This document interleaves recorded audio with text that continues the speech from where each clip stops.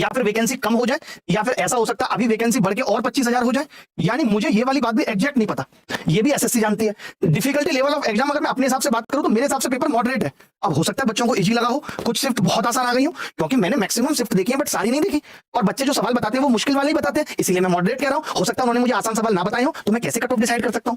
Number of candidates कितने हैं, अब मुझे क्या पता 25 लाख लोग, मुझे ये पता है फॉर्म भरा था, लेकिन अब पेपर के अंदर कितने लोग बैठे नहीं पता। नॉर्मलाइजेशन में एसएससी इस बार सेम फॉर्मूला लगाएगी या फॉर्मूला चेंज कर देगी, ये भी मुझे नहीं पता। तो मैं कैसे बता सकता हूं कट ऑफ क्या होगी? हाँ, ये जरूर है कि मेरे हाथ में इतनी लंबी सरस्वती रेखा है और मैं जो बोलता हूं मुझे लगता है मैक्सिमम चीजें सही हो जाती है। पिछले 1 साल में तो वो भी नहीं हुई है।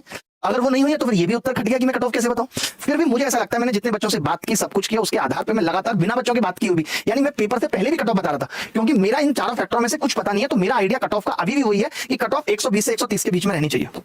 इससे कम नहीं जाएगी, इससे ज्यादा जा सकती है, 131 जा सकती है, 132 जा सकती है मैक्स टू मैक्स, या 126 127 मुझे ऐसा लगता है कट ऑफ रहनी चाहिए। आप देख भी सकते हो, देखो 2023 की अगर बात करें हम, तो वैकेंसी बहुत कम थी, बहुत कम थी 2023 में। तो आप देखोगे 2023 में कट ऑफ सबसे ज्यादा थी, 150 थी। 2022 में 114 थी, उसकी वजह थी 2022 में वैकेंसी बहुत ज्यादा थी, 37,409 वैकेंसी थी, तो उस हिसाब से कट ऑफ 114 थी। उससे पहले वैकेंसी 7,621 थी, तो उस वक्त कट ऑफ आप देखोगे तो 132 थी, खूब कट ऑफ थी।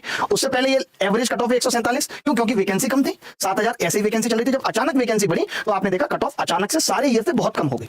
और फिर वही वैकेंसी क्या हुआ, इन वैकेंसी को देख के अगले साल लोगों ने बहुत फॉर्म भरे, बहुत इंटेलिजेंट इंजीनियर अपनी अपनी नौकरी छोड़ के आए, तो फिर क्या हुआ, कट ऑफ फिर वापस बढ़ गई। कितनी बढ़ गई? 150 पहुंच गई। आपने अभी सीएचएसएल में भी देखा होगा 3712 वैकेंसी थी, तो कट ऑफ 160-70 क्रॉस कर गई। अगर इस बार सीजीएल में भी 8,000 वैकेंसी होती तो मान के चलो कट ऑफ 160 तक जाती, बट अभी वैकेंसी 17,000 है। हो सकता है ये 25,000 तक पहुंचे, तो कट ऑफ 120 और 130 के आसपास रहने की संभावना है। बीच में 1-2 नंबर ऊपर नीचे हो सकती है, आप ही मान के चलो। अभी देखिए क्या हो रहा होगा, सबको ये लग रहा होगा कि मेरा तो प्री निकल जाएगा, क्योंकि जिस भी गरीब से गरीब बच्चे से बात करो जो दिमाग से पैदल है, वो भी 85 करके आया है। एक लड़के को मैं जानता हूं, पहली बार पेपर दे रहा है, 3 महीने तैयारी शुरू किए हुए हैं। मैंने उससे पूछा कितने करके आए हो, कह रहे 89 करके आए। मैंने सही बोला, एक आध गलत हो तो हो, नहीं तो सारे सही हैं। हर आदमी जो पेपर में टिक करके आता है उसको लगता है जितने उसने किया सब सही है। मैं ये बात गारंटी से कह सकता हूं, मैंने खुद इतने सारे एग्जाम दिए हैं, सीजीएल ही नहीं। अगर हम किसी एग्जाम में सोचकर भी आए ना कि 70 के 70 जो आते हैं वही करेंगे, तो भी 2-4 तो कैलकुलेशन या फिर पेपर में कुछ और दिख जाता है, जैसे करेक्टली स्पेल थी, हमें पेपर में इनकरेक्ट स्पेल दिख जाता है और 2-4 सवाल गलत हो ही जाते हैं। आप ये मत मान के चलना कि आप 75 सही करके आए हो तो 75 दूनी 150 आपके नंबर आ जाएंगे, नहीं, 5-7 सवाल गलत होंगे ही होंगे, ये सच है।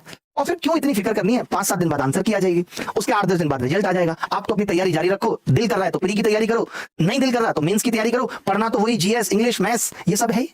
तो भैया बात ऐसी है कि कट ऑफ पे मत टाइम वेस्ट करो, कोई फायदा नहीं है कट ऑफ का। कट ऑफ कोई नहीं बता सकता, nobody can predict the cut off. तुक्का जरूर मारा जा सकता है, जैसे आप एग्जाम में मार के आए, मैंने भी मार दिया 120 से 130 के बीच में रहेगी, ऐसा मेरा दिमाग कह रहा है। बाकी मेरे पास ऐसा कोई सबूत नहीं है कि क्यों रहेगी इतनी, कोई लॉजिक नहीं, बस मेरे दिमाग में आ रहा है, मैंने आपको बोल दिया, क्योंकि मैं पिछले